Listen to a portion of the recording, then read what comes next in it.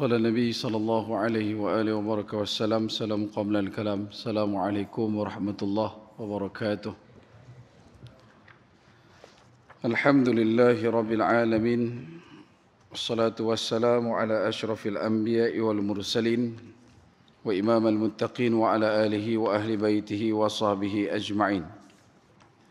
أشهد ونشهد أن لا إله إلا الله وحده لا شريك له وأشهد ونشهد أن محمدًا عبده ورسوله لا نبي بعده.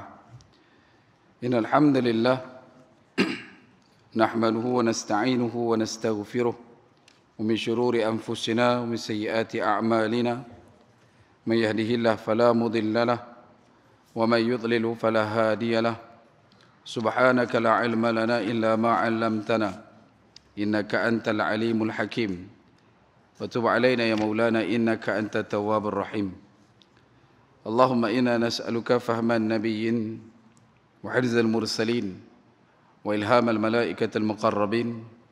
اللهم أغننا بالعلم وزينا بالحلم وأكرمنا بالتقوى وجملنا بالعافية.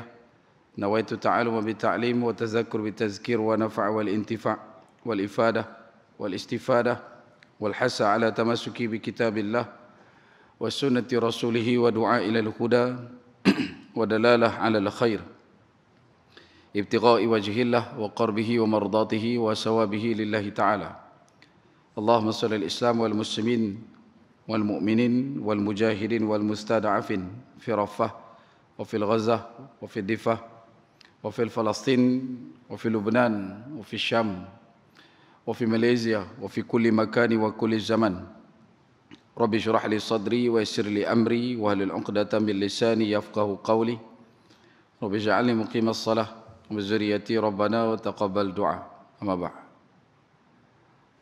Alhamdulillah, pertama-tamanya dan selama-lamanya kita rafa'kan syukur kehadrat Allah Subhanahu wa taala dengan faham sedar segar bahwasanya Allah jua lah yang menciptakan langit dan bumi serta apa yang ada di antara keduanya dengan kekuasaan mutlak milik Allah dan ketunggalan Allah Subhanahu wa taala. Seterusnya selawat serta salam ke atas junjungan besar baginda Nabi sallallahu alaihi wasallam. Manusia menjadi asbab musabab paling utama dan mulia sehingga kita diberikan kebaikan, dihimpun ke dalam ketaatan, diberikan pinjaman iman dan Islam sampai ke malam ini. Justru berbanyak oleh kita untuk berselawat ke atas baginda Nabi sallallahu alaihi wasallam. Moga-moga dengan memperbanyakkan selawat menjadi asbab kita dibangkitkan dan didudukkan bersama baginda Nabi sallallahu alaihi wasallam di akhirat kelak insya-Allah. Allahumma salli ala sayyidina Muhammad wa ala ali sayyidina Muhammad kama sallaita ala sayyidina Ibrahim wa ala ali sayyidina Ibrahim wa barik ala sayyidina Muhammad wa ala ali sayyidina Muhammad kama barakta ala sayyidina Ibrahim wa ala ali sayyidina Ibrahim fil alamin innaka Hamidun Majid. Baik.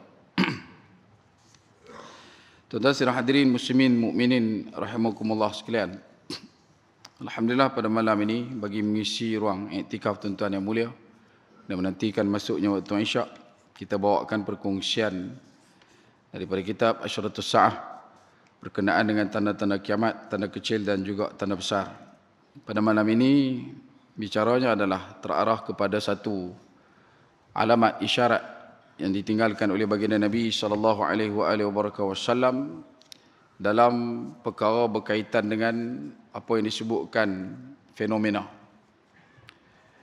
Daripada Abu Hurairah radhiyallahu an katanya baginda Nabi sallallahu alaihi wasallam bersabda, la taqumus sa'ah hatta takthura az-zalazil. Yang bermaksud tidak akan datang kiamat sehingga banyak terjadi gempa bumi. Diriwayatkan daripada Salamah bin Nufail As-Sukuni, dia berkata kami sedang duduk-duduk di sisi baginda Nabi sallallahu alaihi wasallam, lalu baginda Nabi menyebutkan suatu hadis yang di antara hadis tersebut isinya Nabi sallallahu alaihi wasallam menyatakan wa baina yaday sa'ah mautanu syadidun wa ba'dahu sanawatuz zalazil. Yang bermaksud sebelum terjadinya hari kiamat akan terdapat kematian-kematian yang mengerikan dan sesudahnya akan terjadi tahun-tahun yang digelar sebagai zalazil, banyak dengan gempa bumi. Ibnu Hajar memberikan komentar dengan mengatakan dalam pencerahannya pada syarahnya, iaitu yang dikatakan telah banyak terjadi gempa bumi ini bermaksud banyak terjadi gempa bumi di negara-negara bahagian utara, begitu juga timur dan barat. Tetapi yang dimaksudkan oleh hadis itu ialah gempa bumi secara merata dan terus menerus, seperti mana termuat dalam Fathul Bari.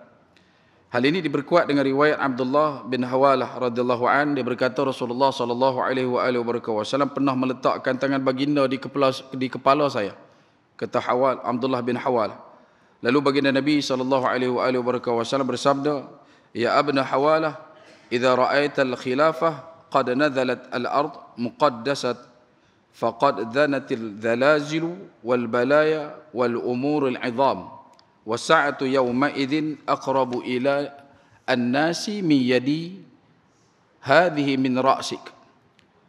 Wahai putra Hawalah, maksud hadis Nabi sallallahu alaihi wasallam ketika meletakkan tangan ke atas kepala Abdullah bin Hawalah radhiyallahu an, wahai putra Hawalah, jika engkau melihat perselisihan telah berlaku di antara pimpinan, yang mana perkara tersebut terjadinya di tanah suci, maka ia adalah satu tanda telah dekat terjadinya gempa-gempa bumi, bala bencana dan perkara-perkara yang besar, dan hari kiamat pada waktu itu lebih dekat kepada manusia daripada kedua tanganku ini terhadap kepalamu.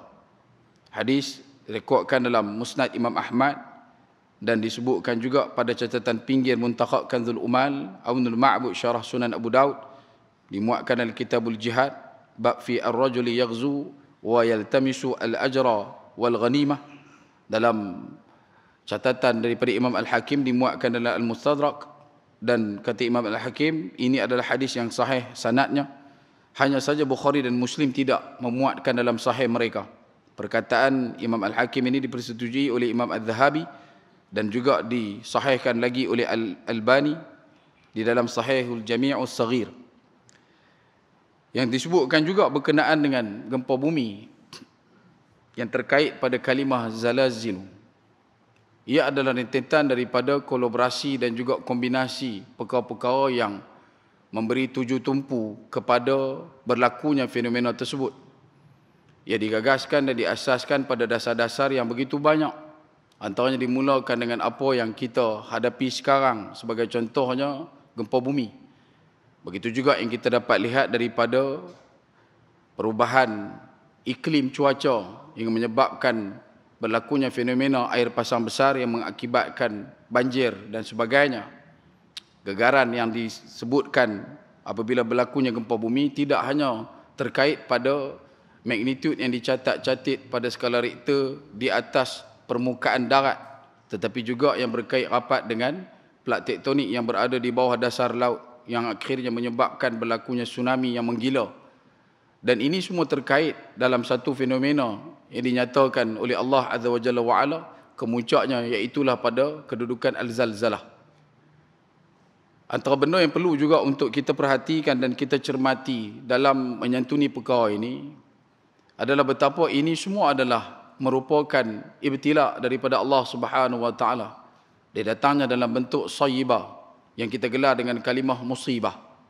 Dan musibah ini pasti akan tertimpa dan ditimpakan kepada setiap daripada hamba Allah, sama ada dia termasuk dalam umat yang sudah pun beriman ataupun dia pergi kepada umat Nabi sallallahu alaihi wasallam yang belum beriman.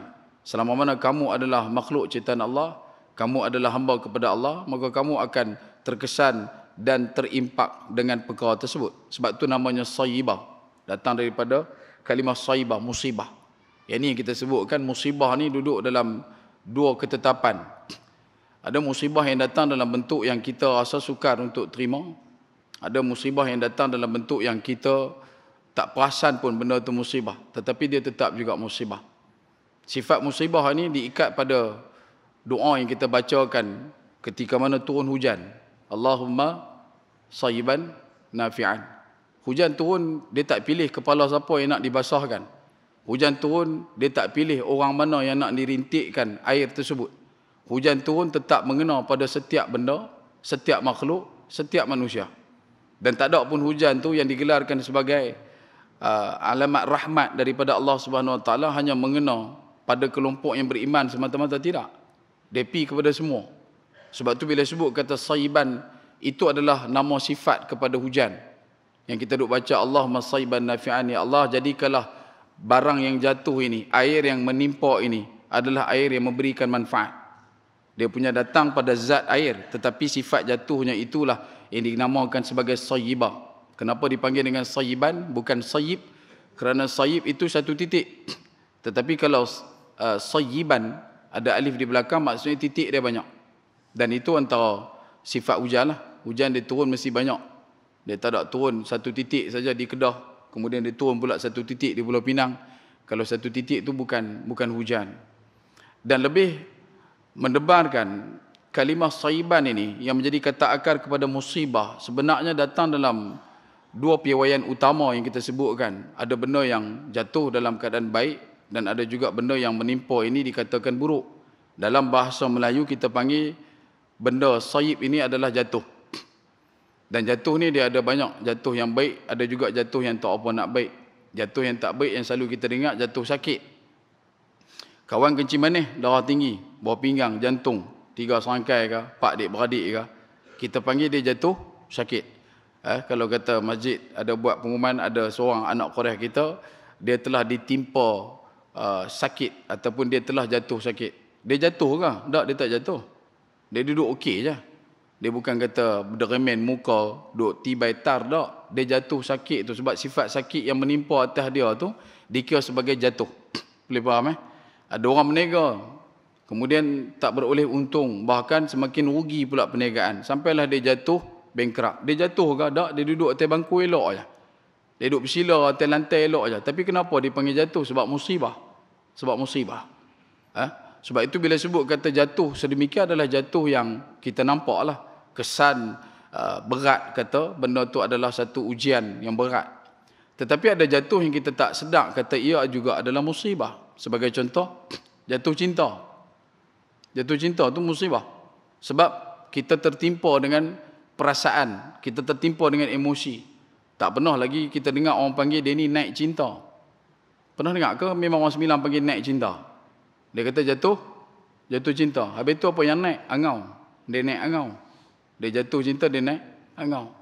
Kalau Masjid Sembilan buat pertandingan kayuh basikal, pusing daripada Masjid Sembilan, pi sampai ke Masjid Sabang Jaya, patah balik keluar mai ikut jalan belakang roundabout, pusing balik mai sini. Lepas tu bagi hadiah.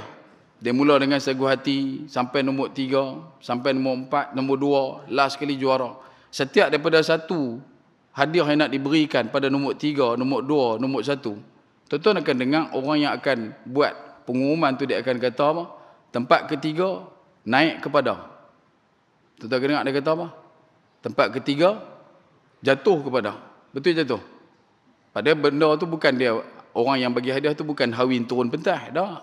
Dia bagi macam biasa. Tapi sifat musibah tu, nak abang kata musibah, dia tetap juga dipanggil dengan jatuh. Tempat ketiga jatuh, tempat kedua jatuh, tempat pertama pun jatuh. Tapi dia main dalam bentuk tu kita tak perasan kata dia adalah musibah. Sebab kita duk fikir al-qadr khair wa syarri minallah tu jauh daripada postcode faham kita. Kita duk nampak benda tak baik itulah satu-satunya musibah. Kita duk nampak benda yang tak elok itulah satu-satunya benda yang dikatakan sebagai ujian daripada Allah. Sedangkan nikmat selama mana kita terima semua ujian.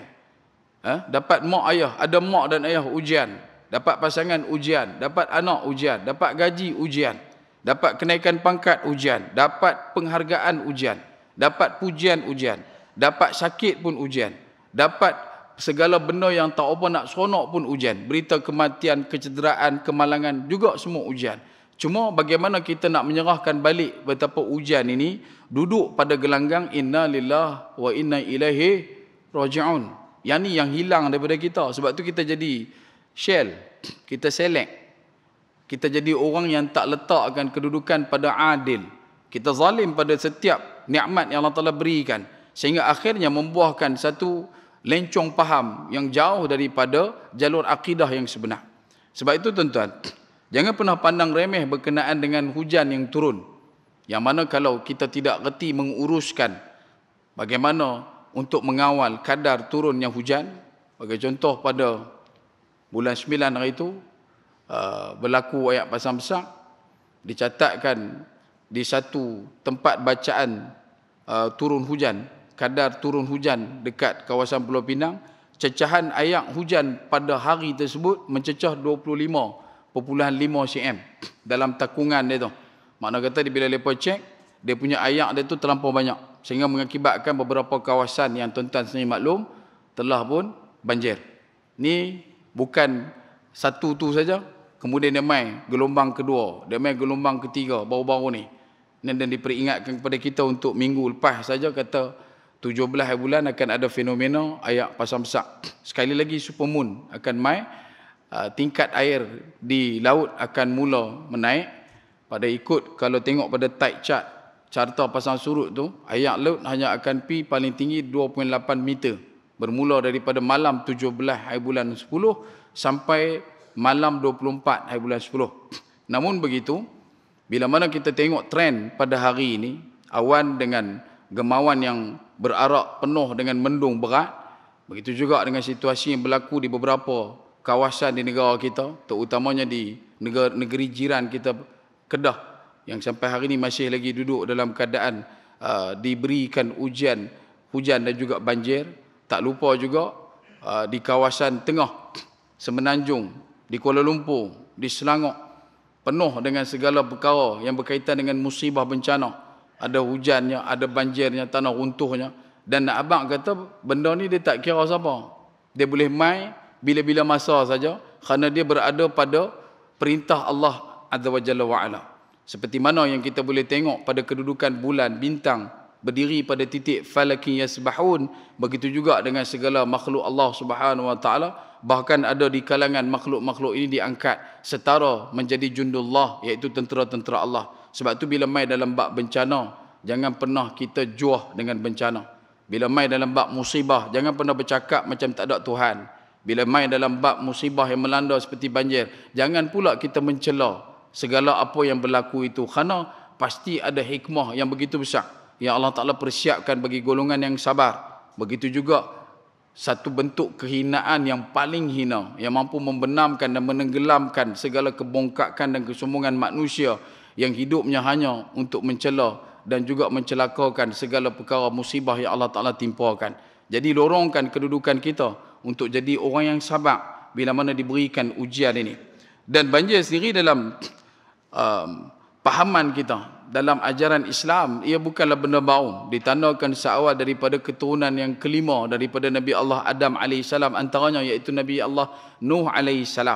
Begitu juga di zaman sebelum Nabi SAW diangkat menjadi Nabi, sebelum Bu'ais Rasulullah SAW, kisah berkenaan dengan banjir besar yang merebak di kawasan Mekah sehingga menyebabkan kerosakan berlaku di Kaabah. Sampailah pembinaan semula Kaabah dilakukan, muncul cerita yang memuncakkan Al-Amin pada diri Nabi SAW dalam peristiwa meletakkan Hajar Aswad. Adakah kita lupa perkara itu juga ada sandar kaitnya dengan banjir?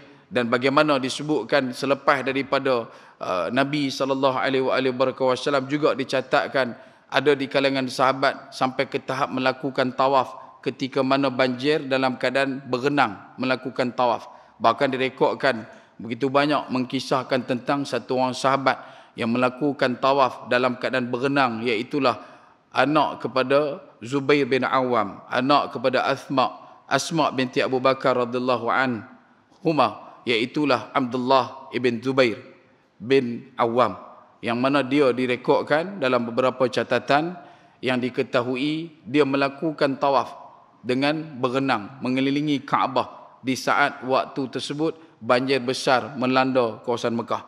Dan kalau kita turunkan balik, kebaikan pada mencermati dan juga meneliti setiap daripada musibah yang Allah Ta'ala berikan bagi orang beriman, bahagian kebaikannya ada. Bukan takat dia dapat di dunia, tetapi juga kebaikan balasan itu akan dinikmati di akhirat. Dan ini adalah jalan kita. Dan jangan pula kita jadi orang yang boleh memperlecehkan, memperkecilkan, meremeh-temehkan setiap daripada bencana musibah yang melanda.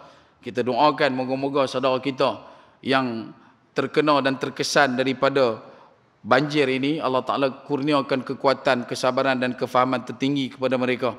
Moga-moga mereka menjadi orang yang senantiasa bersyukur atas nikmat yang Allah Ta'ala berikan, dan harapnya mereka mampu untuk memuncakkan kesabaran yang tertinggi kepada Allah Subhanahu Wa Ta'ala dalam mengharungi suasana banjir yang kita tidak minta ini. Kemudian tuan-tuan, daripada sekian dari perkara ini, kolaborasi dan kombinasi yang berlaku, ia sebenarnya memberikan satu tanggungjawab kepada kita, beberapa perkara. Yang pertama, apabila kita tahu dan kita faham antara perkara yang merodakkan ataupun yang menjadi asbab berlakunya gempa bumi dan sebagainya, berlaku daripada perkara-perkara yang kita sebutkan seperti banjir, seperti mana pengurusan air hujan dan sebagainya, maka kita kena jadi satu orang yang senantiasa cakna dengan setiap daripada perkara ini. Dan kalaulah tengok balik pada apa yang disebutkan dalam laporan berkenaan dengan 18 hari bulan 10, iaitu malam 17 hari bulan 10 tu, air yang cecah 2.8 meter di laut, risaunya adalah bila mana ombak dia punya estimate boleh pi sampai lebih daripada 3 meter ombak dia pada malam tu. Kalau tidak hujan. Kalau hujan, mengikut apa yang disebutkan oleh Jabatan Laut Pulau Pinang, boleh cecah sampai 3.6 meter. Itu laut. Dahlah besar, bergelombang dan hempas pulasnya pula menuju ke pantai adalah satu benda yang disebutkan membawa galen, ribuan galen air daripada laut masuk ke dalam muara. Di Pulau Pinang kita tersekat dan kita tersepit kerana pembangunan berlaku di keliling, di kawasan jajaran sungai-sungai utama, termasuklah di kawasan belah selatan yang bermudik sampai ke Sungai Krian. Begitu juga di belakang kita adanya Sungai Sembilang, punca daripada Sungai Kulim turun ke Sungai Perai dan bermuara di situ. Kemudian di hujung utara kita ada Sungai Muda. Kalau tidak ada hujan pada hari tersebut, berkemungkinan statistik 3.1, 3.6 meter itu adalah ketetapan yang pastinya biasa. Tetapi yang risaunya, yang kalutnya bila berlakunya hujan. Sebab kalau kata hujan, air daripada hulu berkemungkinan mampu untuk mengalirkan 2,000 galen. Kalau tengok balik daripada Sungai Kulim dan juga punca daripada Sungai Kreh yang melalui kawasan Tasik Gelugong, yang akan nanti berkambung dan bercantum di kawasan sekitar Kampung Teruih dan bawa sampai ke sini, maka dia akan ada tambahan yang lebih banyak. Dan itu kalau dia terus mai ke laut. Kalau dia tak terus mai ke laut, maka dia akan merebaklah di kawasan laluan air sungai di jajaran Sungai Perai dan juga Sungai Kulim. Sebab itu usaha kita dalam menanggapi perkara ini dan juga menyikapi setiap daripada Allah, apa yang Allah Ta'ala timpakan adalah bagaimana kita perlu untuk memainkan peranan, memastikan betapa setiap yang Allah Ta'ala berikan kepada kita ini pastinya khair, pastinya baik. Seperti mana diungkapkan oleh Abdullah ibn Umar radhiyallahu anhuma ketika mana ditanya oleh tabi'in, apakah yang dinyatakan pada kalam al-qadr khair wa syarr min Allah? Apakah yang dikatakan baik buruk datang dari Allah? Maka jawab Abdullah ibn Umar, al-qadr khair wa syarr min Allah bermakna kullu khair. Semua baik. Tak ada satu pun yang tak baik. Yalah, kita akan berhadapan dengan kerugian, kita akan ada risiko penenggelaman harta benda, tetapi ia tetap juga masih dalam kedudukan yang baik selama mana kita adalah orang yang mengikat pada nilai keimanan. Tapi kalau kita duduk dalam sampul keduniaan, masih lagi memikirkan tentang keuntungan, duduk dalam keadaan tidak mampu untuk menerima fakta dan juga nyatanya Allah Ta'ala memilih kita untuk diberikan kunjungan musibah seperti itu, maka ia akan mencetuskan pergolakan dan pertembungan dalam diri yang berakhir dengan akibatnya rasa geram, dendam, taram, tak puas hati, putus asa kepada Tuhan. Wal'iyadzubillah. Jadi kita kena ambil semarak semangat supaya kita jadi orang yang senantiasa boleh menerima dan juga boleh menghadam betapa Allah Ta'ala memilih kita untuk diberikan ujian. Bahkan dalam riwayat daripada Sayyidatina Aisyah radhiyallahu an, dia pernah juga berkata, Rasulullah SAW bersabda, yakunu fi akhir hadhihi al-ummah khasfu wa masqun wa qadhfu. Qalat ya Rasulullah atuhliku wa fina salihun? Qala na'am idza dhahara al-khabath. Pada akhir umat ini akan terjadi tanah runtuh. Nabi dah alamatkan akan berlaku banyaknya tanah runtuh. Lah duk jadi tak? Jadi. Sampai telan orang, sampai menimpa orang, menenggelamkan harta. Tadi pun ada di belah Melawati, tanah runtuh daripada kawasan yang berketinggian lebih daripada 10 meter tinggi, tanah runtuh. Tak cukup dengan tu, beberapa hari yang lepas juga ada tanah runtuh. Tenggelam, timbus, jerlus, semua dah. Dan antara benda yang disebutkan oleh baginda Nabi SAW ini telah memberikan satu pemetaan kepada kita betapa dunia sedang dipersiapkan menuju kepada kehancuran secara hakikat. Kita tolak dan kita usah sampai tak mau-mau pun tetap juga akan berlaku.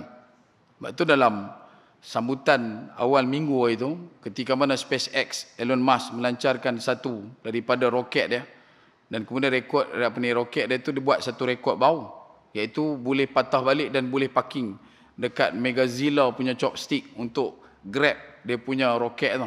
Dan ini tak pernah dibuat dalam sejarah astronomi, sejarah angkasawan, tak pernah dilakukan. Selalu roket dia akan tibai naik atas terus, lepas tu ruyuk mah. Dia tak ada boleh patah balik, dia boleh turun balik, dia boleh parking balik. Tapi yang baru-baru ni dia buat satu benda yang langka, yang bukan luar daripada kemampuan, tetapi benda tu sukar untuk dijadikan kenyataan. Melainkan hanya pada beberapa hari yang lepas benda tu boleh dibuat. Dan bila kita tengok balik kenapa usaha mereka begitu terdesak. Saya sebutkan terdesak dikarenakan oleh mereka sudah pun meletakkan satu kefahaman betapa bila bumi nanti dengan segala macam fenomena alam yang bakal menghancurkan segala perkara yang disebutkan sebagai keruntuhan, gempa bumi, tsunami, bumi tidak akan lagi tersisa walaupun barang mungkin seinci. Jadi mereka berfikiran dan berfahaman sudah tiba masanya untuk meninggalkan bumi. Dan salah satu jalurnya adalah dengan membina penempatan di planet-planet yang lain. Sedangkan kita ada indikator penanda aras kita. Bila mana Nabi SAW sebutkan zalazilu, itu permulaan, kemuncaknya adalah al-zalzalah, kehancurannya adalah kehancuran yang leluasa, menyentuh segala semesta. Alam jagat raya pasti akan tersungkur, terkubur, hancur, luluh, runtuh. Dan pada waktu itu tidak ada planet-planet yang mampu untuk menjadi tempat sebagai tempat penginapan ataupun kediaman bagi manusia lagi. Tapi bagi faham mereka tak?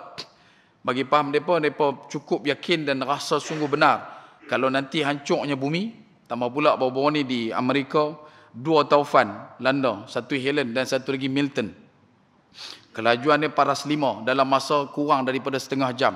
Sebelum ni 4. Maksud dia paras kekuatan kelajuan ribut itu terlalu kuat, maka dia akan bergerak daripada aras 1, aras 2, stage 1, stage 2 sampai stage 3.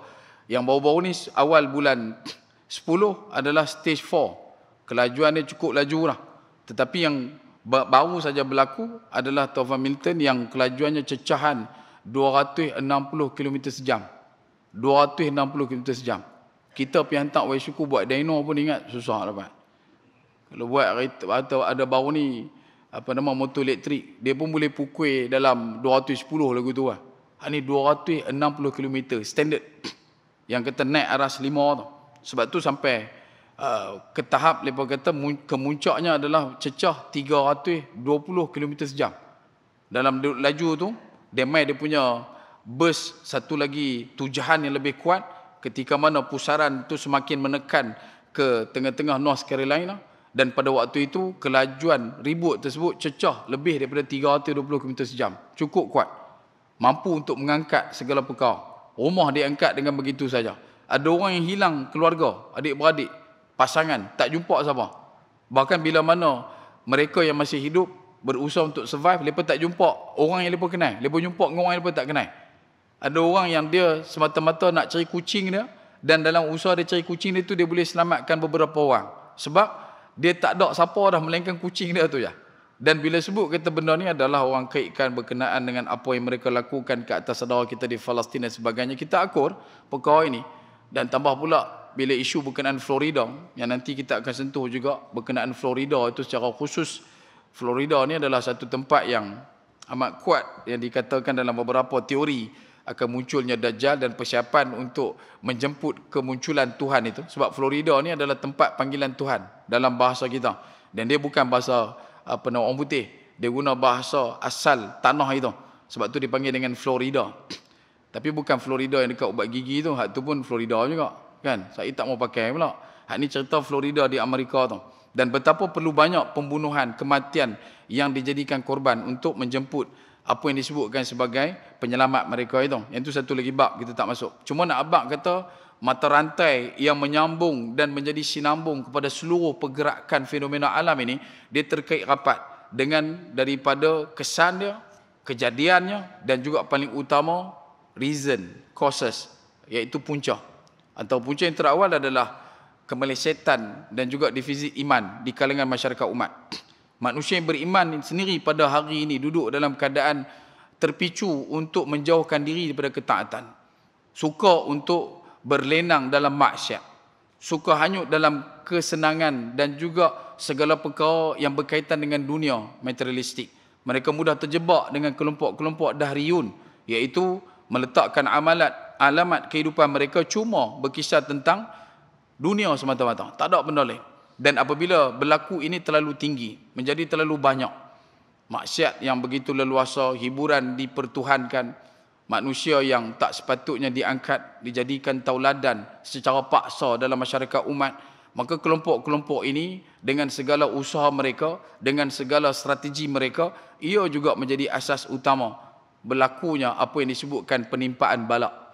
Yang kedua antara lain, bila kita sebutkan tentang kemaksiatan yang berterusan, atau benda yang selalu kita sentuh adalah apa yang dinyatakan, jangan pernah melakukan perkara-perkara terlaknat, jangan pernah melakukan perkara-perkara yang menjemput musibah, bala bencana daripada Allah Subhanahu Wa Taala, seperti mana yang disebutkan oleh Sayyidina Umar ketika mana bumi Madinah bergegar, maka dia ucapkan kalimah, kalaulah berlaku lagi gempa bumi ataupun gegaran di bumi Madinah, aku pasti akan meninggalkan Madinah. Maka ditanya oleh sahabat yang lain, kenapa nak meninggalkan Madinah? Dia sebut, maksiat sahajalah punca kenapa bumi ini bergegar. Maka daripada indikator gegaran itu yang ditandakan oleh Nabi SAW, zalazilu, ia yang disebabkan oleh segala macam bentuk kehancuran, dititik mulakan dengan banjir dan sebagainya, tak lain tak bukan, dia adalah kerana peranan maksiat itu sendiri menjadi kata kunci dijemputnya segala bala bencana, dihimpunkan dan dilambakkan kepada kita pada hari ini. Bagi orang beriman, dia akan nampak betapa isu berkenaan dengan apa yang disebutkan sebagai contoh, mengangkat kelompok LGBT, menghiasi perjalanan hidup kita. Ini juga adalah satu perkara yang berisiko. LGBT disebutkan, kalau buat LGBT akan dapat LGBT. Apa itu? Longsoran tanah, gempa bumi, B banjir, T tsunami.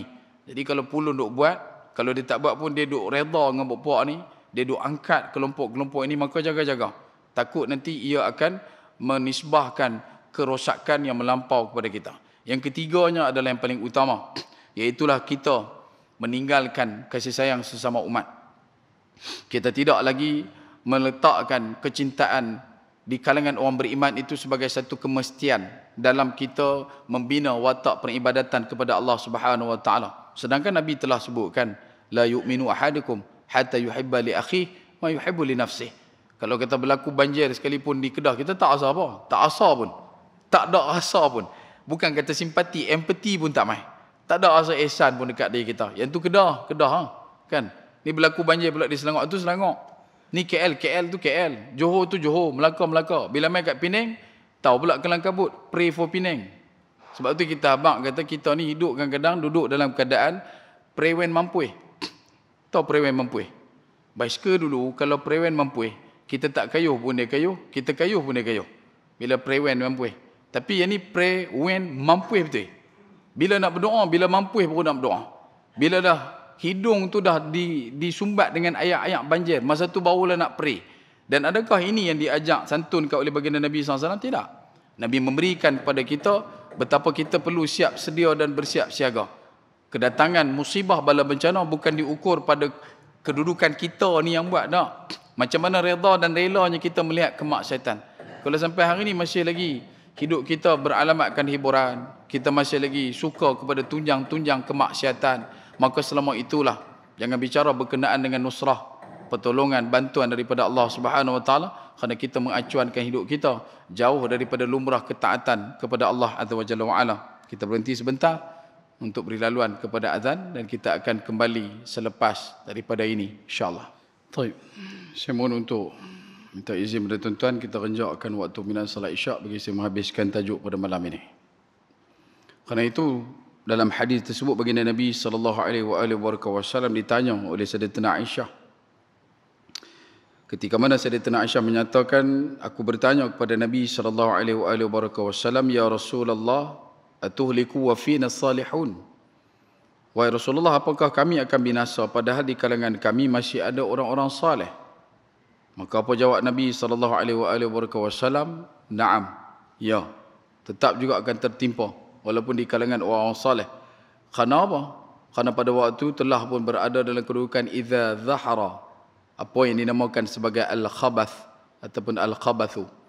Kalimah khabath ataupun khabathu ni kita baca ketika nak masuk dalam tandas. Allahumma inni a'udzubika minal khubuthi wal qaba'ith. Bila sebut kata khubuthi wal qaba'ith, golongan ini dipanggil dengan panggilan khabithina wal khabithat. Ia adalah satu ungkapan yang diletakkan kepada kelakuan ketidaksenonohan. Bila banyaknya berlaku tak senonoh, maka bersiap sedialah untuk menerima apa yang dibalakkan, apa yang diujikan, iaitulah berbentuk tanah runtuh, perubahan bentuk muka bumi dan juga kerusuhan. Dia punya pinpoint dia yang tu je. Bila diangkat perkara-perkara tak senonoh, cakapnya tak senonoh, pakainya tak senonoh, makannya tak senonoh, segala benda yang tak senonoh yang mula ditrendingkan dan dicartakan dalam setiap rangkuman tingkat sosial masyarakat, maka pada waktu itu kerja kita cuma bersedia untuk menerima balak. Hari ni ada tak isu berkenaan cakap tak senonoh berlambak. Sampai ke meja-meja kuliah pun cakap tak senonoh. Di tempat-tempat pengajian sekolah-sekolah pun tak senonoh. Bahkan dipaparkan di depan mata kita, baik media sosial ataupun media perdana juga benda-benda tak senonoh. Program-program yang tak senonoh, tak meningkatkan iman, tak menebalkan taqwa, tak menunjangkan keyakinan kepada Allah, diberikan ruang seluas-luasnya. Yang kedua, ada tak yang disebutkan sebagai pakaian yang tak senonoh? Ada. Dengan cara pakainya, dengan benda yang dipakainya, sumber pakaiannya, semua tak senonoh. Kalau those day tahun 90-an kita nak cari orang lelaki Islam yang mungkin kita kata mai sembahyang Jumaat dan sembahyang raya saja. Nak jumpa orang lelaki Islam pakai selok pendek, tuan-tuan, Allahu Akbar, susah. Ibarat mencari jarum di dalam tepung. Kadang-kadang dah kena cucuk dengan jarum tu baru jumpa jarum tu. Dulu. 90-an, awal tahun 2000. Lah, kita keluar daripada rumah kita 2-3 langkah, jumpa dah orang Islam. Pasangannya bertudung. Bahkan kadang-kadang bertudung litup, berjubahnya. Pasangan berstokin. Tetapi si lelaki suami ini suka dengan seluar pendek. Dan diletakkan alasan mazhab-mazhab tertentu dan sebagainya. Kita kata bukan itu bicara dan isunya. Kalau betul lah itu adalah kiraan tutup aurat, maka datanglah ke solat Jumaat ini hanya dengan pakai kain pelikat tanpa baju. Tutup tak aurat? Tutup? Pernah jumpa Tok Imam Masjid Sembilan pakai kain pelikat saja. Yang orang cempur untuk langkulah awal. Tapi nak abang kata benda tu tak senonoh dan diterima pakai. Dibiasakan, dinormalisasikan, bahkan didoktrinkan sebagai satu i'lan kepada anak-anak, kata benda ni tak ada apa. Apa yang kita mampu buat? Penegasan hukum dan sebagainya telah pun diutarakan. Kita usaha untuk tegakkan keyakinan, kembali sedar betapa ini perlu dijaga dan ditata rias serapi mungkin supaya jangan ada unsur-unsur demikian. Tetapi hari ini malu dengan sahabat-sahabat kita yang tak beriman pula. Kalau pi dekat pasar raya tu, boleh kata yang pakai seluar pendek orang Islam kita. Yang tak Islam pula pakai boleh sampai ke bawah, boleh tutup bagi habis. Kita ni pula jadi pelik, nak bagi salam pun 50-50. Sama macam Nabi sebut, kita nak bagi salam pun dah tak apa dah di akhir zaman. Sebab kita tak tahu Islam ke tidak. Jadi bila kita kata gitu, tengok orang-orang yang duk masuk masjid duk kata dekat orang pakai seluar pendek. Tak, kita nak petakan kepada orang yang duk masjid ni. Jangan duk buat perangai lagu tu.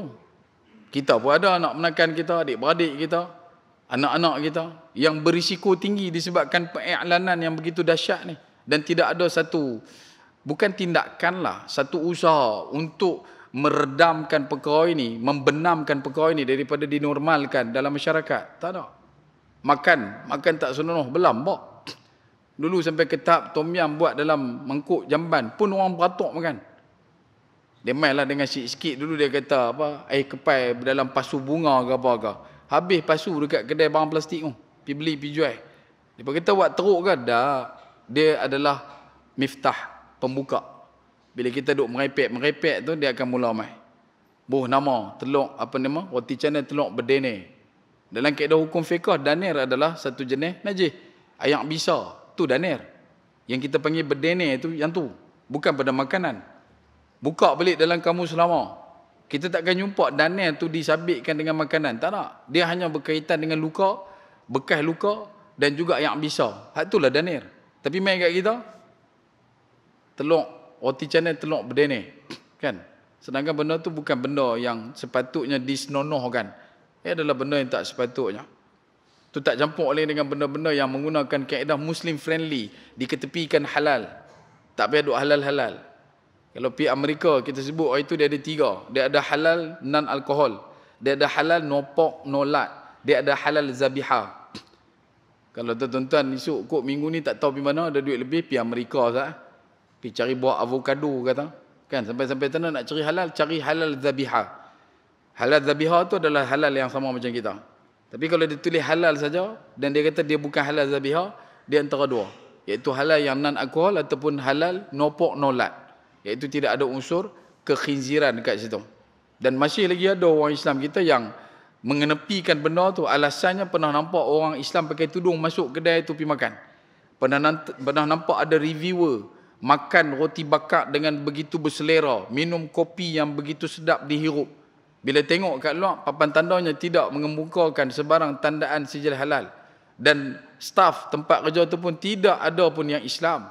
Tapi dipuncakkan dan diiklankan dengan begitu dahsyat. Siapa? Dia punya ejen. Ejen-ejennya adalah orang yang mengucapkan kalimah syahadah. Orang yang mengucapkan kalimah la ilaha illallah Muhammad Rasulullah. Kemana hilangnya rasa keihsanan dalam diri mereka? Anta'budallah ka'annaka tara fa illam takun tara wa innahu yarak. Dia bukan isu berkenaan dengan benda tu bersih, hygiene semata-mata. Kita berada dalam kedudukan nak memanjang lebarkan ia sebagai jambatan penghubung selepas daripada kematian menuju kepada Allah Subhanahu Wa Taala supaya tidaklah tercatat-catat wujudnya perkara-perkara yang boleh dipertikaikan kesalehan kita di hadapan Allah Subhanahu Wa Taala. Kerana itu kata Nabi SAW, ya benar. Benda ni semua akan berlaku idza zaharal khabath, iaitu ketika mana ketidaksenonohan, benda-benda buruk diangkat, benda-benda mangkak dinyatakan, kedudukannya tinggi dan mulia dalam masyarakat. Dan pada waktu itu, kerja orang beriman hanya bersiap siaga, menantikan bila ditimpakan bala.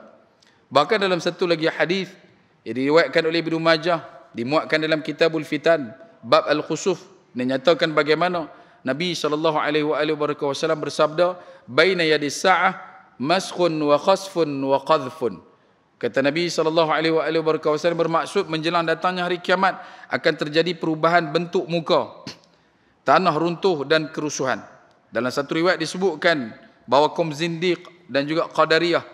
Zindiq ni golongan zanadaqah, golongan yang mereka reka hadis, buat hadis palsu dan kemudian mereka luaskan di kalangan masyarakat, sebarkan, semarakkan dengan mengatakan kalau buat begini-begini akan dapat nikmat balasan ganjaran begini-begini. Dulu duk jumpa banyak. Bila mana mai semayang tarawih, mereka bagi jadual tu kan. Mereka bagi takwim tu. Malam pertama semayang tarawih dapat ni. Malam kedua dapat ni.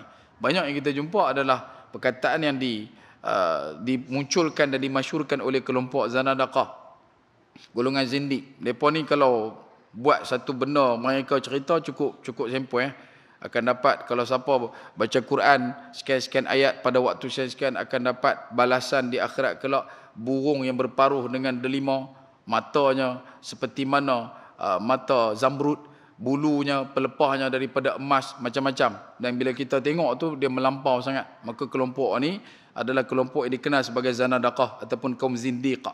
Yang keduanya adalah qadariyah. Qadariyah ni kelompok yang meletakkan usul takdir itu pada faham yang jauh daripada ahli sunnah wal jamaah. Mereka tidak mengatakan seperti mana yang kita faham al-qadr khair wa syarr minallah. Tidak. Mereka lencongkan, mereka condongkan kepada keadaan yang lain daripada situasi faham yang disepakati oleh ahli sunnah wal jamaah. Yang mana disebutkan akan ditimpa perubahan bentuk muka bumi dan juga kerusuhan, khusus kepada kelompok zanadaqah dan juga qadariyah. Imam Ahmad ibn Hanbal meriwayatkan daripada Sayyiduna Abdullah ibn Umar radhiyallahu anhuma, dia berkata, aku mendengar baginda Nabi sallallahu alaihi wasallam bersabda, innahu sayakunu fi ummati maskhun wa qadhfun wa huwa fi zandiqiyah. Kata Nabi SAW, sesungguhnya akan terjadi perubahan bentuk muka dan kerusuhan pada umatku, iaitu pada kaum zindiqah dan qadariyah. Dan riwayat Tirmizi disebutkan, fi hadhil ummah atau fi ummati qasfun atau maskhun atau qazfun fi ahli al-qadr. Pada umat ini atau pada umatku akan terjadi tanah runtuh atau perubahan bentuk muka bumi atau kerusuhan, iaitu pada kaum qadariyah. Riwayatkan daripada Imam At-Tirmizi, Abwabul Qadr, dalam bab Abwabul Qadr. Diriwayatkan daripada Abdurrahman bin As-Sahar Al-Abdi, daripada bapaknya, dia berkata, telah bersabda Nabi SAW, la taqumu as-sa'ah hatta yukhsafa biqabail fayuqal man baqiya min bani fulan qala fa'araftu hin qala qabailu annaha al-arbi li'anna al-ajama tunsabu ila qaraha. Tidak akan datang daripada hari kiamat sehingga terjadinya tanah runtuh pada beberapa kabilah. Lalu ada orang bertanya kepada Rasulullah SAW, siapakah yang masih ada dari Bani Fulan? Baginda Nabi SAW menjawab, engkau akan tahu ketika kabilah-kabilah itu mengatakan bahawa mereka adalah bangsa Arab, sebab kaum Ajam, yakni bukan Arab, membangsakan diri mereka kepada negerinya masing-masing. Bangsa yang kenal kabilah Arab semata-mata, bila ditanya dia akan sebut Arab, cuma Arab saja. Tapi kalau kata selain daripada Arab, iaitulah Ajam, dia dikenal dan dia dilabel dengan pelbagai nama, dikarenakan mereka mengikut pada tempat duduk mereka.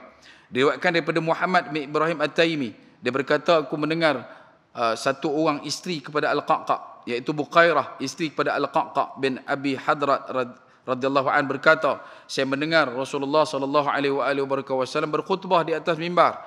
Dalam maksud sabdaannya, Nabi SAW berkata, bila kamu mendengar berita bahawa tenteraku terjerumus ke dalam tanah runtuh di tempat yang dekat dengan Madinah, maka kiamat pun terjadi. Merujuk kepada satu kawasan yang dinamakan sebagai Baidah pada bab berkenaan dengan munculnya Imam Al-Mahdi ketika dikejar oleh 300 tentera yang berpangkalan daripada Madinah menuju ke kawasan Mekah. Tanah runtuh itu sudah terjadi di beberapa tempat di timur dan barat pada zaman sebelum kita ini. Dan pada masa kita sekarang ini banyak sekali terjadi tanah runtuh di pelbagai kawasan. Ini merupakan peringatan akan datangnya azab yang pedih daripada Allah terhadap hamba-hambanya, serta sebagai hukuman bagi ahli-ahli bid'ah dan juga maksiat, agar manusia dapat mengambil pengajaran dan kembali kepada Allah Subhanahu wa taala. Ada pula hadis yang berupa ancaman kepada ahli-ahli maksiat, iaitu para pemain muzik dan juga peminum arak, dengan tanah runtuh, perubahan bentuk muka bumi dan juga kerusuhan.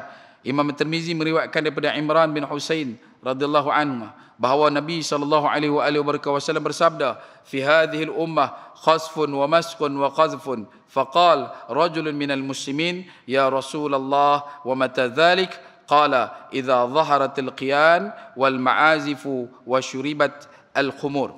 Pada umat ini, kata Nabi SAW, akan terjadi tanah runtuh, perubahan bentuk muka dan juga kerusuhan. Lalu ada salah seorang daripada orang Islam bertanya kepada Nabi SAW, wahai Rasulullah, bilakah terjadinya perkara ini?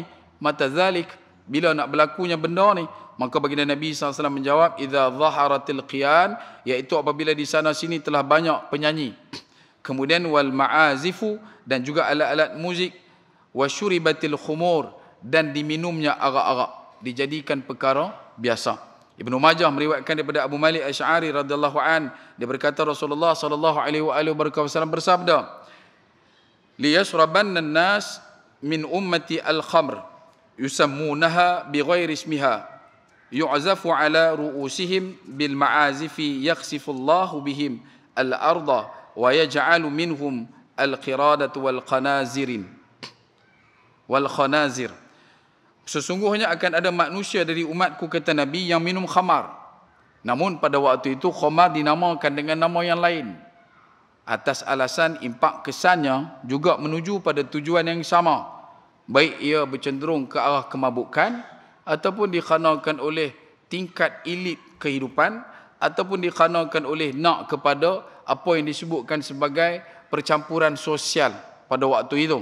Maka diminum minuman tersebut dan dinamakan dengan nama yang lain.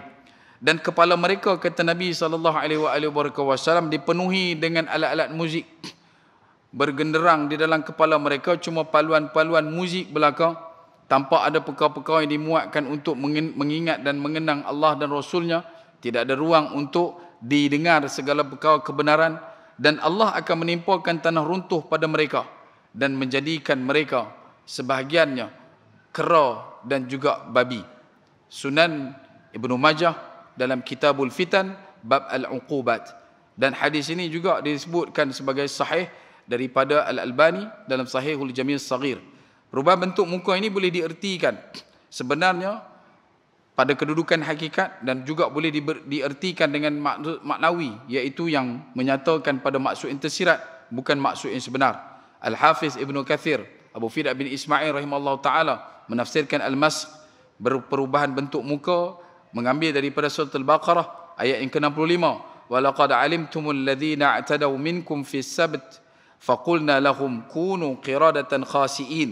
Dan sesungguhnya telah kamu ketahui orang-orang yang melanggar di antara kamu pada hari Sabtu, lalu kami berfirman kepada mereka, jadilah kamu kera yang hina. Sebagai perubahan bentuk muka yang sebenarnya bukan secara maknawi, dan pendapat ini merupakan pendapat yang kuat, dan ini adalah pendapat yang dipegang oleh Abdullah ibn Abbas radhiyallahu anhuma dan sebagian besar ulama-ulama di kalangan imam-imam tafsir muktabar. Mujahid, Abu Aliyah dan juga Abu Qatadah berpendapat bahawa perubahan bentuk muka itu secara maknawi, yakni yang diubah itu ialah hati mereka, yang mana seperti hati merujuk kepada mental, spiritual dan juga kerohanian, menjadi seperti mana kera. Hati mereka itu bersifat dan bersikap seperti kera, dan bukan yang diubah itu muka dan juga fizikal mereka. Ibnu Hajar mengutip daripada Ibnu Al-Arabi pada dua pendapat, dan beliau menguatkan pendapat yang pertama yang dimuatkan dalam Fathul Bari, sedangkan Syekh Rashid Ridha menguatkan pendapat kedua dalam tafsirnya, iaitu tafsir Al-Manar, yang dimaksudkan adalah perubahan akhlak, yakni mental dan juga perkara-perkara dalaman mereka menjadi sifat dan sikap kemonyetan dan kekeraan. Yang itu bagi orang yang diletakkan pada kedudukan, ditimpakan musibah, bencana daripada Allah Subhanahu Wa Taala, dia kena melakukan segala kemaksiatan. Ibnu Hajar kata maknawi, memang betul-betul tukar jadi kera. Manakala yang disebutkan Rashid Ridha ini dalam tafsir Al-Manar diambil pada berkaitan dengan mental. Imam Ibnu Kathir menganggap pendapat yang diriwayatkan daripada Mujahid itu sebagai pendapat yang jauh daripada kebenaran, dan beliau berkata sesungguhnya itu adalah pendapat yang aneh dan bertentangan dengan zahir kalimat di tempat ini dan juga lainnya. Dan disebutkan di penghujung perkongsian pada malam ini adalah betapa persiapan kita sebagai orang yang beriman dalam menyikapi setiap daripada musibah bala bencana yang ditanda mulakan baik daripada banjir maupun hujan lebat, air pasang besar dan sebagainya, yang nanti akan bertitik tolak berlaku segala macam tanah runtuh, gelongsoran tanah dan sebagainya. Itu semua adalah termaktub dalam apa yang telah diqadarkan oleh Allah Azza wa Jalla wa Ala.